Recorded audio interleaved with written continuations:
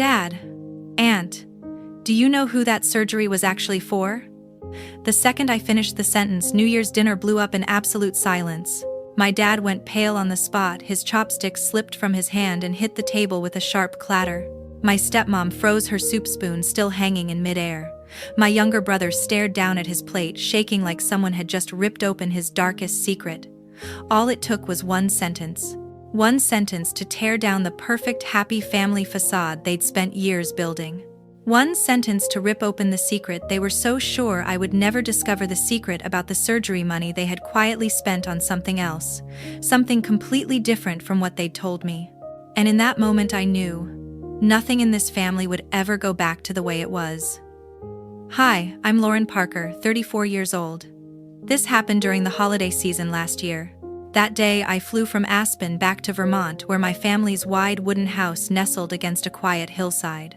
Inside, the fireplace was still glowing, cold winter air drifted in from the porch, and the smell of roasted chicken spread through the kitchen, making everything feel warm and peaceful. Everyone sat around the table laughing, chatting, acting like nothing in the world could ever trouble them.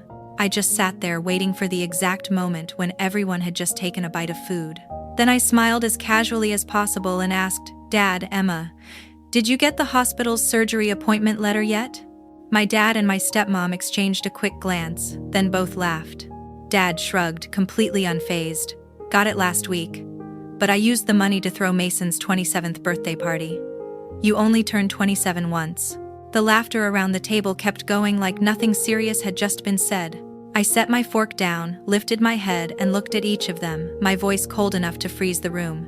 "It seems none of you actually know who that surgery was really for. Do you?" The entire room went silent. Just one single sentence, and I turned a cheerful holiday dinner into a nightmare in under 3 seconds. If you've ever said something at a family gathering that made everyone choke, you know that feeling. My dad's face drained of all color. My stepmom sat frozen, and Mason stared down at his plate, silent to the point of suffocating. No one said another word for the rest of the night. The next morning, pale sunlight slipped through the wooden blinds in the living room, and I was still lying on the same sofa where I'd stayed frozen all night without a minute of sleep. The screen of my phone, still in my hand, was cracked from when it hit the floor the night before.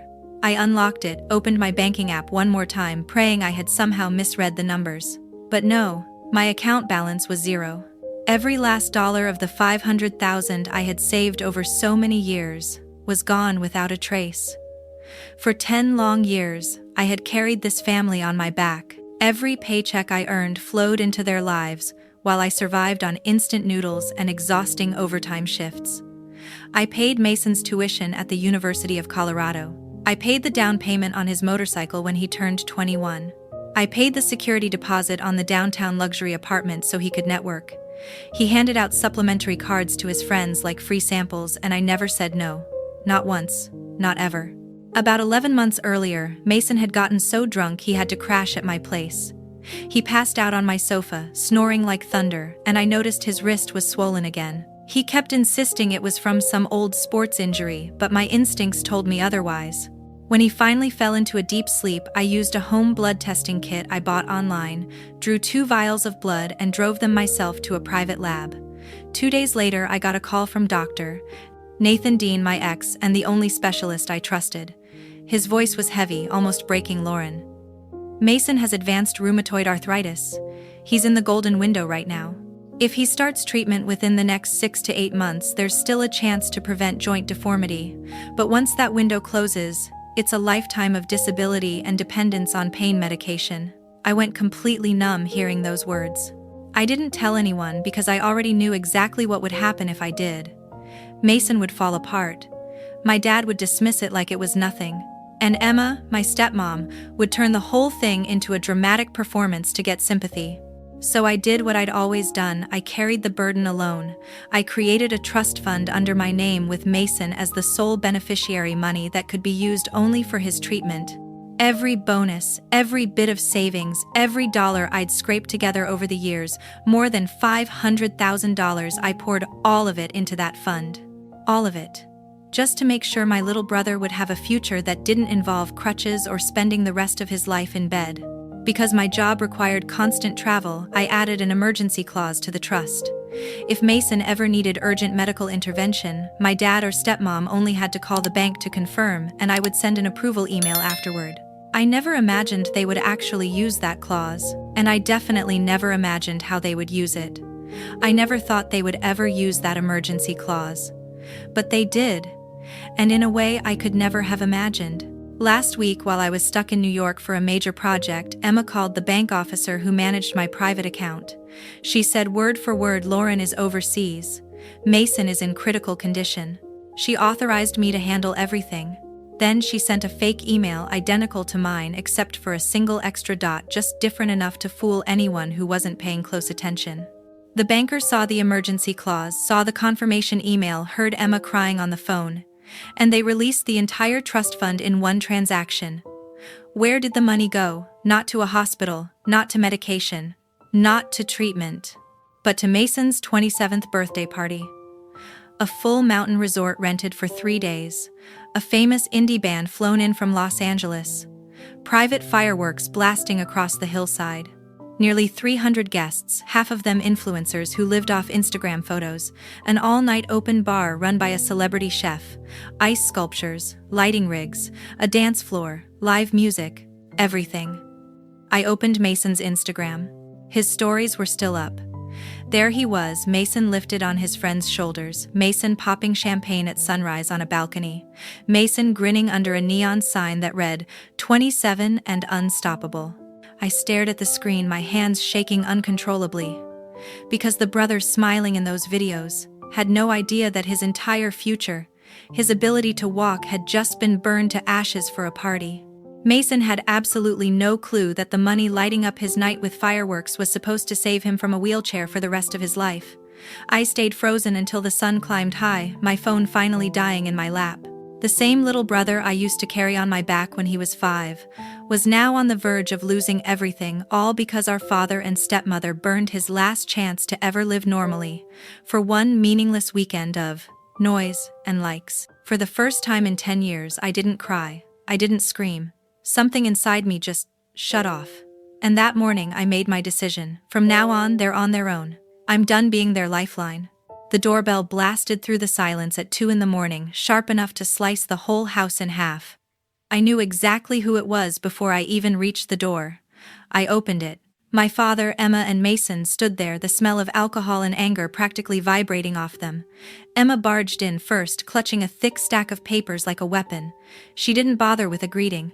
She shoved the documents toward my face. "You shut off all of Mason's cards, didn't you?" Her voice sliced through the night like a razor.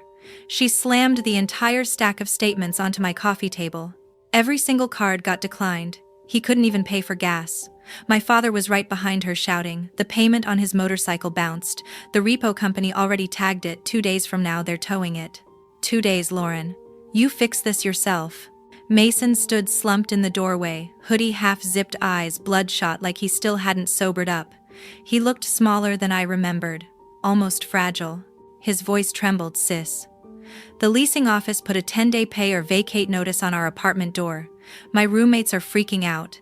We're probably gonna end up homeless." He looked at me the same way he always did, the way someone looks at a firefighter right before the flames swallow them, expecting me to save him again.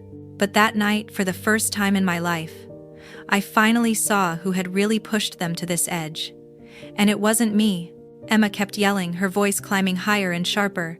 "Do you know how embarrassing this is for them? His friends keep calling, asking why his cards don't work. He's 27, not some broke college kid. This is humiliating." My father jabbed a finger straight into my chest, each word like a nail. "You don't get to cut everything off like that. This house survives because of your money. It always has. You stop, we stop, that's the rule." Mason stepped forward, rubbing the back of his neck, looking completely lost. "Lauren, just turn the cards back on.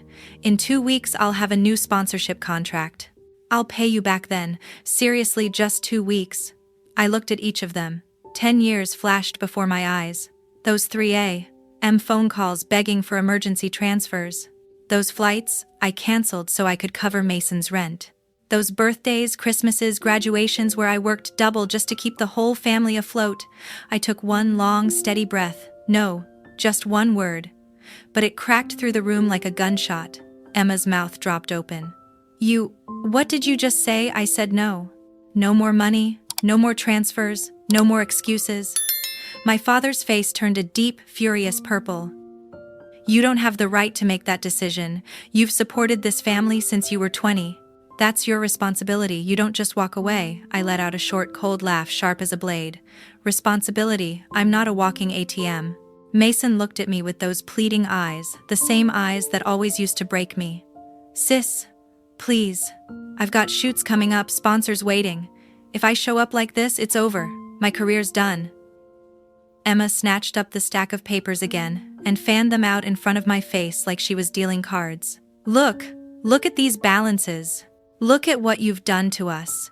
She spoke as if I were the one who had destroyed their lives, not the ones who burned through the money meant to save Mason's legs, in a single night of partying. Her voice sharpened every word, slicing like glass. Do you want your brother out on the streets? I didn't even bother touching the papers she was shoving at me.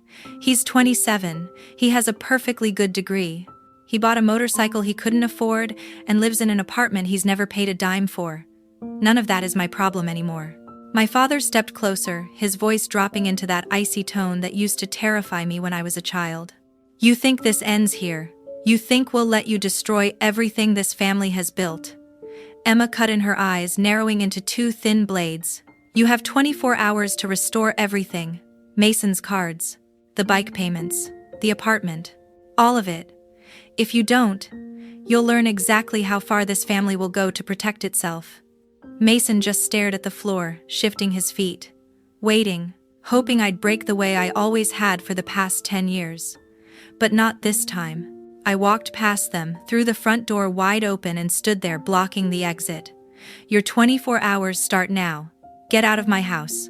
The three of them froze as if waiting for me to smile and say it was a joke. But I didn't say another word. Emma clutched the stack of papers to her chest, muttering curses under her breath as she stormed out first. My father shot me a look sharp enough to melt steel. Mason hesitated the longest, then finally lowered his head and followed them out. The door closed. I slid the deadbolt shut, then pulled the security chain across. For the first time in 10 years, the house was completely silent. I stood in the dark hallway, heart pounding, waiting for that familiar wave of guilt to hit me, the guilt that had always dragged me back into saving them. But it didn't come. That afternoon, when I returned from work, a large yellow envelope was sitting neatly at my doorstep. No postage, no return address. Only my name printed boldly across the front, cold and final like a verdict. I brought it inside, tore it open, and my heart dropped. Inside was a notice of court acceptance, along with a petition to declare an individual legally incapacitated and to appoint a guardian, filed and signed by my father and Emma. My hands shook as I read it. Their attorney, Mr. Thomas Lane, had attached a long 4-part explanation, and every single paragraph hit me like a well-aimed punch. Section 1. They accused me of suddenly and without justification cutting off all financial support, causing the family to fall into severe hardship. Section 2. They claimed I showed signs of psychological instability, isolation, and unusually hostile behavior toward my relatives. Section 3. They alleged that I was no longer capable of managing my own assets and that I posed a risk of losing all personal property, supposedly endangering myself. Section 4. They requested that the court appoint my father and Emma as my legal guardians, granting them full control over my assets, my bank accounts, and every decision concerning my life. Attached to the petition were dozens of statements and witness reports, the kind you only needed to skim for a second to see how blatantly fabricated they were. I stood frozen in the living room, not because I feared the law, but because I couldn't believe my own father and stepmother. The people who had lived off my money for 10 straight years could invent lies, sign their names, and hand them to a court, just to take away my freedom. They didn't just want the money. They wanted control over my entire life. If I refused to sign, they planned to petition the court to declare me legally incapacitated and seize full guardianship, including the power to force psychiatric evaluations and remove my right to make my own medical decisions. Inside the envelope was even a pre-filled agreement with only the signature line left blank. They had even placed a tiny green arrow sticker pointing at it, as if all I had to do was sign away my life. I read the entire file 3 times, my hands shaking harder each time. They had attached every possible document to paint me as unstable. There were statements from neighbors claiming I rarely left the house and that I had been showing unusual behavior. There was a copy of my credit history showing that I had paid off every shared loan myself and removed everyone from my supplementary cards, and they twisted that into suspicious financial activity. There were screenshots of old messages I'd sent Mason pushing him to get a job, which they framed as hostile and aggressive. There was even a handwritten note from a therapist I had never met claiming she was concerned for my safety because I'd become cold and difficult to approach. And worst of all, they included a drafted emergency temporary order requesting the court freeze all accounts under my name immediately until a competency hearing could be held. I felt my blood turn to ice. I called the only person I knew who wouldn't fold under pressure, my attorney Hannah Miles, who had represented me in a labor dispute years earlier. She picked up on the second ring. "Lauren, breathe. Send me everything. Now." 20 minutes later, she called back, her tone sharp and serious. "They're filing for a competency petition. In this country, family members can request it if they claim someone can't manage their own affairs. That voluntary agreement they included. It's a trap. If you sign it, they gain full control over your assets, your accounts, your life." My voice shook. "And if I don't sign, they'll request an emergency order, asset freeze, mandatory psychiatric evaluation. And honestly, courts sometimes approve it, especially if the petitioners cry and play the victim. I've seen it happen." My heartbeat thudded in my ears. "Do they have a strong case? Weak. Very weak. But don't get complacent. They can inflate tiny details to make you look unstable. You need to act fast. Gather everything: bank statements, wire transfers, work records, anything proving you are functioning, sane, and employed. And most importantly," she paused, the silence heavy, "you must prove that they are the ones who emptied Mason's medical trust." I gripped my phone so tightly my knuckles went white. For the first time, I realized my family didn't just want money, they wanted to take my freedom, my autonomy, and my voice. Hannah warned me to brace myself. Everything is about to get much uglier. That night, I sat alone at my kitchen table, surrounded by towering stacks of documents. I scanned page after page until the first hints of sunrise pushed through the window. Every time the thought crossed my mind, maybe I should just sign, end this nightmare. A different image flashed in my head: Mason popping open a champagne bottle he didn't pay for, and a wave of nausea snapped me out of my weakness. By morning, I had made my choice. I would not sign, I would not beg, and I would not let them lock me in a psychiatric ward just so they could keep living off me. I prepared an envelope thicker than the one they'd sent me, addressed it to their attorney Thomas Lane, and dropped it into the mailbox. Inside was a single sheet of paper: "See you in court." That night, Denver was brutally cold, fog swallowing the streetlights whole. I had just come back from the grocery store, my arms full of bags, when I saw another envelope taped to my door. One look at it and my stomach tightened. It was from my company's HR department. Before I even opened it, I knew it was bad. Inside was a single notice: immediate termination of employee medical benefits. Reason: multiple fraudulent medical claims exceeding $1 million. Attached were 7 itemized invoices, 3 emergency psychiatric admissions, 2 mandatory detox treatments, 2 suicide risk observation holds. All of them listed me as the patient. And every single form carried a digital signature identical to my real one. But in reality, I had never set foot in any of those facilities. My hands were shaking so hard I had to grab the wall to keep myself upright. I called the insurance hotline immediately, standing on my front porch while the cold mist soaked through my jacket. After 43 minutes on hold, an agent finally came on the line, her voice trembling as she read the file. "Ma'am, these reimbursement requests were submitted through the hospital's internal portal using your exact insurance number, your date of birth, and a digital signature that perfectly matches the one in your records. By law, we're required to suspend all your medical benefits until the investigation is complete." I stood there stunned. It wasn't just my bank accounts. It wasn't just the court petition. Now they had created an entire psychiatric medical record under my name, all to prove I was legally incapacitated, all to find an excuse to seize my assets and take away my freedom. Never in my life had I seen so clearly just how far my own family was willing to go to turn me into a voiceless puppet. The insurance agent added that legally, they had no choice but to freeze all my coverage until the investigation ended. I asked her to read the IP address that had submitted the fraudulent claims. She read the string of numbers one by one, and every single one led back to a place I knew by heart: my father and stepmother's old house, the house where I grew up. A chill ran down my spine that had nothing to do with the cold. Later that same night, at about 1:30 in the morning, someone pounded on my front door so hard the walls shook. I stepped quietly to the peephole. 2 police cruisers from the Denver precinct were parked in my driveway, red and blue lights flashing through the fog. I cracked the door open, and icy wind slapped me in the face. The female officer closest to me brushed wet snow off her shoulder and introduced herself. "I'm Detective Maya Brooks." She spoke quickly. "We received an emergency call from a family member saying you were attempting suicide inside your home." The caller reported screaming and the sound of glass breaking. "We're required to enter and verify your safety." My teeth chattered, not from the cold. I live alone. I was asleep." She nodded, the kind of nod you give when you've heard that exact sentence 100 times before. When a report includes that level of detail, protocol requires us to conduct a full welfare check. "This will only take a minute." I stepped aside. 2 officers walked in their boots, leaving streaks of icy water across my hardwood floor. They opened every cabinet, checked under the bed, swept flashlights through the bathroom, even pulled open the drawers under the sink, searching for poison or sharp objects. One officer spoke into his radio. "Subject is alert, unharmed, unarmed, and shows no signs of self-harm." Detective Brooks handed me a medical transport refusal form.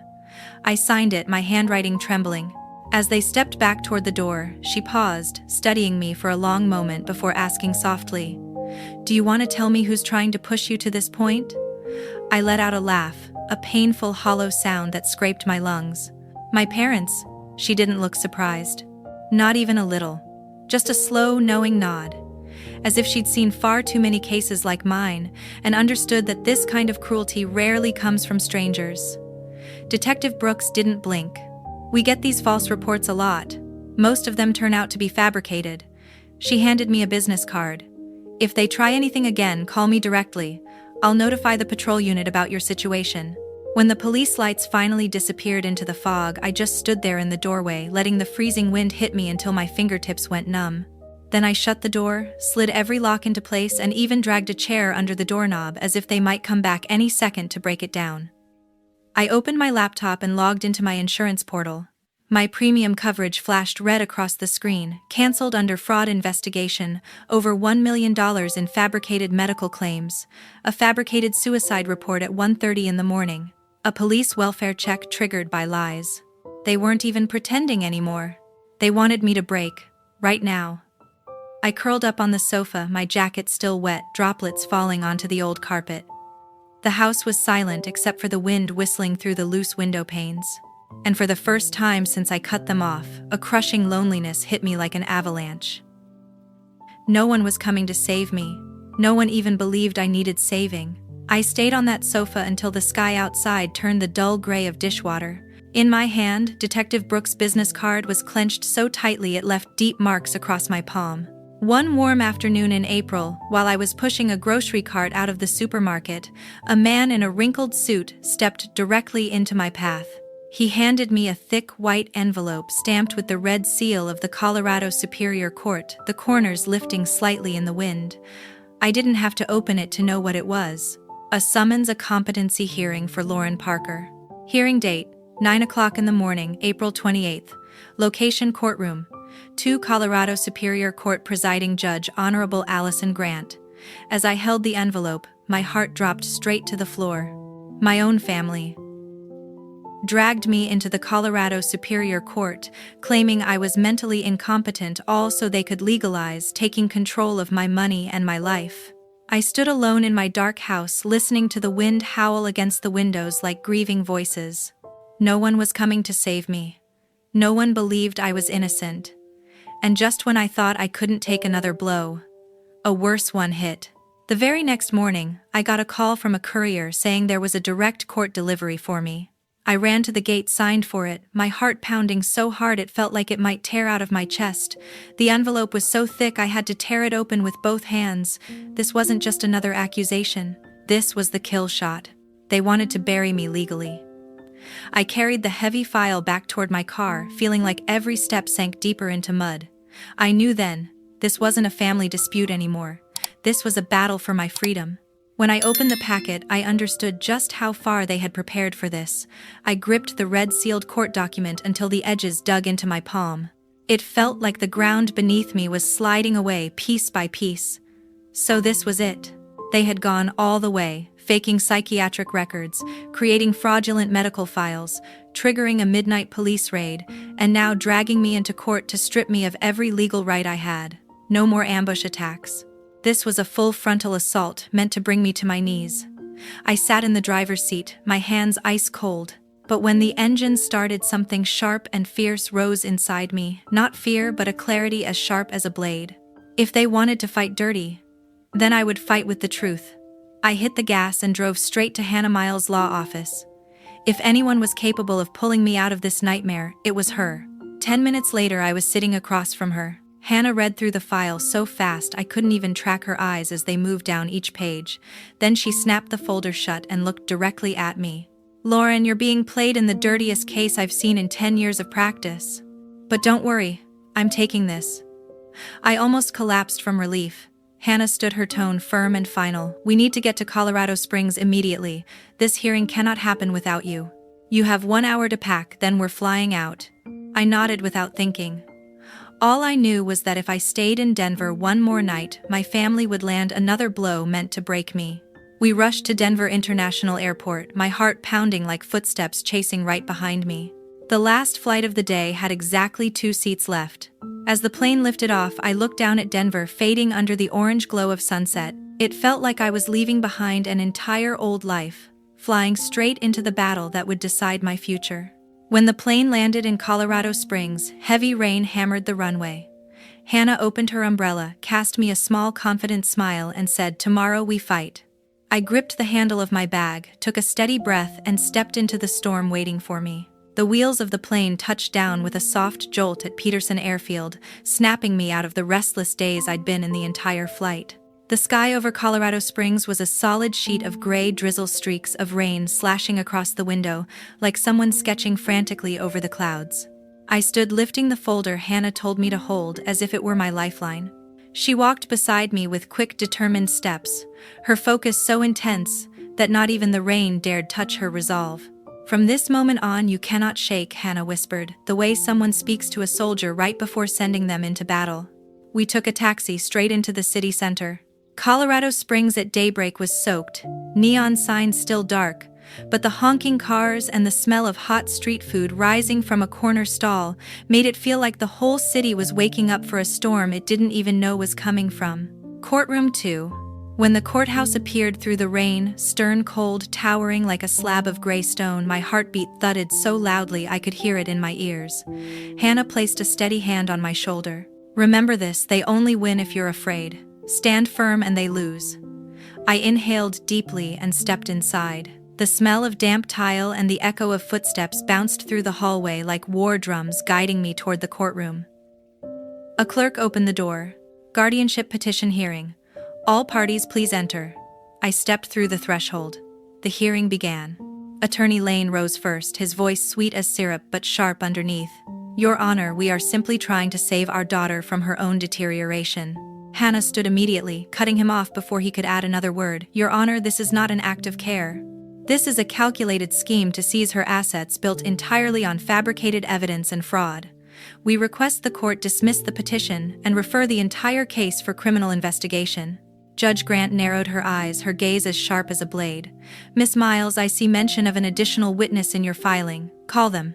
Hannah nodded softly, but with the force of silence that swallowed the entire room. The respondent calls, "Dr. Benjamin Hart." A side door opened. Dr. Benjamin Hart stepped in sleek black suit, crisp shirt, a thick red folder in his hand.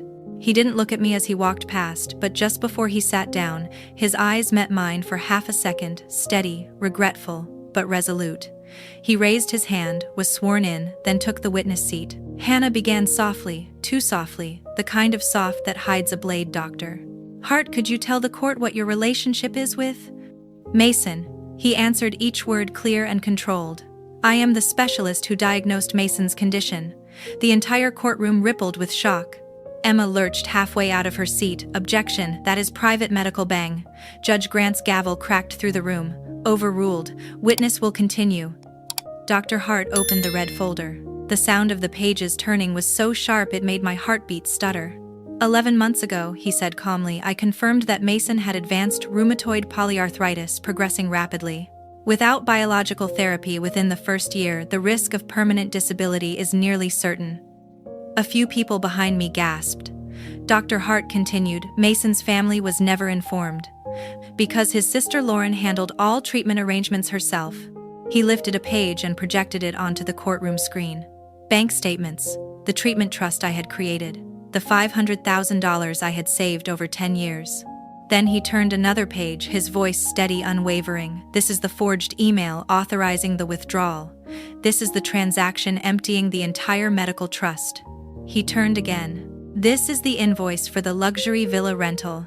This is the fireworks receipt. And this is the list of paid performers, mostly TikTok influencers. The courtroom erupted. Everything my father and Emma had tried to hide was being peeled back layer by layer, exposed under the brightest possible light. I sat there, my hands clasped so tightly my knuckles had turned white. For the first time, the truth wasn't twisted. It wasn't buried, silenced, or distorted. It stood in the center of the courtroom, alive, undeniable. My father's face drained to the color of ash, and Emma clutched the edge of the table so hard her knuckles matched mine. Doctor, Hart continued, his tone cold and methodical, every word hitting them like a hammer. The treatment window closed 4 months ago. Mason now faces a lifetime risk of disability and dependence on heavy pain medication.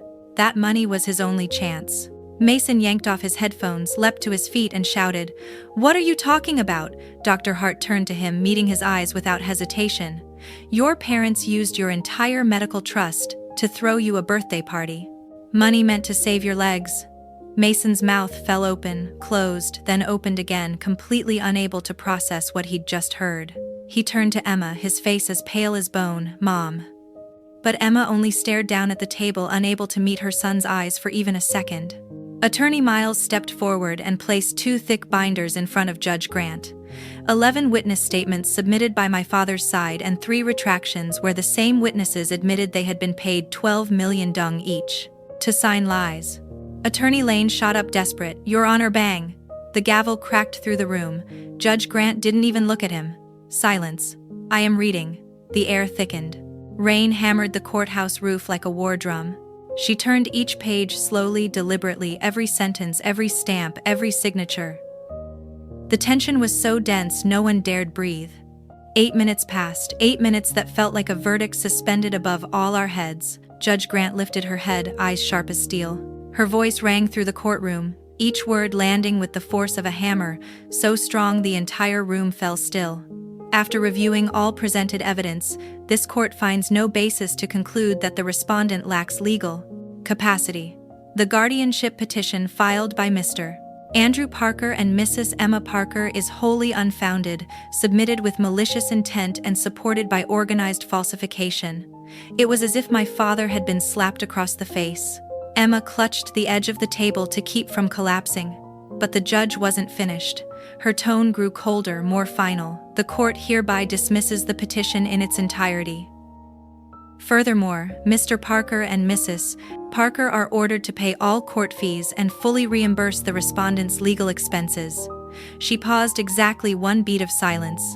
The kind of silence that presses the air out of the room. Outside, rain slammed against the windows like it was urging the next blow to fall.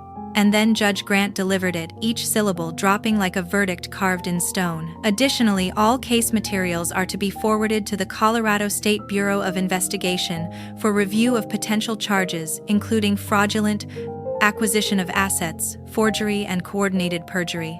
No one moved. No shouts. No excuses. The room exploded into horrified whispers, and my father and Emma went rigid, stone still, realizing everything they had built to destroy me had collapsed right in front of them. And this time, it wouldn't be me knocking on their door. It would be law enforcement. Mason sank into his chair, burying his head in his hands, whispering something no one could hear. Is this my fault? No, it wasn't. But at last, the truth had landed where it needed to. A court officer stepped in just as the final strike of the gavel echoed. Judge Grant looked squarely at my father and Emma, her final words closing the door on their scheme forever. This hearing is concluded. Officers escort the petitioners out of the courtroom. My father staggered to his feet, his legs trembling so violently he could barely stand. Emma burst into sobs, covering her face, her composure shattered. As for Mason, he sat frozen, staring at the screen where the fireworks invoice still glowed, the party that had stolen the future of his own legs. Dr. Benjamin Hart stepped down from the witness stand, and before leaving he gave me a small nod, quiet, steady, apologetic, but ready. Somehow, that tiny gesture was enough to keep me standing after everything that had just happened. I stayed in my seat as the courtroom emptied. Rain slammed against the windows like it was trying to break through the walls. Only then did I finally feel my breath return deep and full, like I hadn't taken a real one in years. They had lost. And for the first time I felt like I could truly breathe. Mason's first wave of pain hit in June. By August he couldn't hold a cup of coffee. By October he needed a walker. In just 4 months, his doctors moved him from mild painkillers to the strongest medication allowed, fentanyl, something normally reserved for patients on the verge of permanent disability. At 28, Mason was officially approved for disability benefits. That tiny monthly check became his entire income, aside from the occasional odd job he tried to complete before his hands locked up completely. My father and Emma lasted exactly 91 days after the verdict. Court fees and the attorney payments they were required to cover totaled more than 3 billion dong, an amount they never had. They sold everything they could, but it wasn't enough. And so just last week, right before the new year, the wooden house I grew up in was seized by the bank. I watched them load their last boxes into a rented truck, and all I felt was nothing. No anger, no pity, no hatred, just a hollow space where all those feelings used to live. They left me dozens of voicemails, long and desperate, but I didn't listen to a single one. In January, I listed my house in Denver. It sold in 6 days to a young couple who wanted a mountain retreat. I used the money to wipe out the final student loan of my life. Then I closed every joint account, removed my name from anything tied to my old family, and severed every last thread that bound me to them. Finally, I bought a one-way ticket, no return date, no forwarding address. No more chains. And as the plane lifted off the runway, leaving behind the mountains, the courthouse, the funerals of relationships I once tried so hard to save, I understood something with a clarity sharper than any pain I'd ever felt. Freedom isn't the cloud, absence of responsibility. Freedom is choosing which responsibilities don't get to own you anymore. For the first time, I wasn't afraid. I wasn't someone's provider, someone's lifeline, someone's walking wallet. I was just me, whole, untethered, breathing. And sometimes that alone is a miracle. Colorado, the place I once believed I'd be trapped in forever, grew smaller and smaller beneath the plane's wing. I moved to a new city, started a new job, rented a tiny apartment, and even changed my phone number. At that new job, I began introducing myself by my middle name, Lan, as if to remind myself every day that I had stepped into a different life, a life no one else controlled, a life no longer bound by fear. And most importantly, a life that finally belonged to me. The day I finalized the sale of my house fell right on the first warm spell of March. I drove up to the mountains one last time, rolled the windows down, and let the wind carry away the memories I no longer needed. The hills looked exactly the same, mist stretching across the valley, cherry blossoms just beginning to open. I turned onto the gravel road leading to the house I grew up in. The mailbox had been replaced. The wooden porch swing was gone.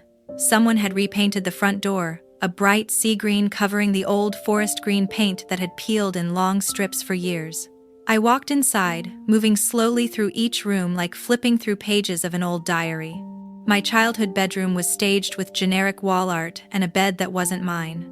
I placed the keys on the kitchen counter beside the final set of closing documents, then locked the door behind me, no looking back, no hesitation.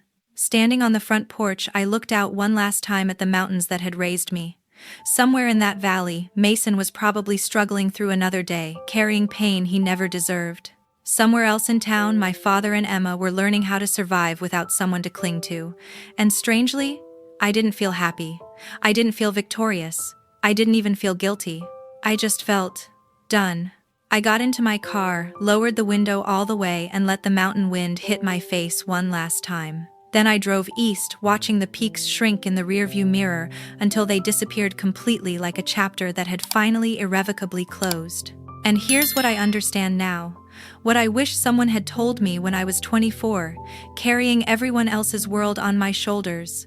Family is not a blank check. Family is not a lifetime subscription you are obligated to renew with your own exhaustion. And the moment you turn someone else's crisis into your duty, you've signed the sentence for your own future. If you're breaking your back, paying the light bills, the rent, the life expenses of people who don't appreciate you, remember this: you were not born to raise children who aren't yours. You are not responsible for keeping the lights on for people who would watch your house go dark without blinking. You have the right to stop. You have the right to walk away. You have the right to choose yourself without becoming the villain in anyone else's story. Because the people who truly love you would never let things get this far. That house now belongs to someone else. Those mountains are now the backdrop to another family's life. And me? I've never slept as peacefully as I do now. At 34, I finally understand freedom isn't the absence of attachments. Freedom is the courage to cut loose the ones that are slowly killing you. When the plane landed, I stepped onto the runway, feeling like someone entirely new. No more weight on my shoulders, no more fear in my chest, no one standing behind me waiting to drain me dry. Just me, on my own, but at peace. And sometimes that alone is a miracle.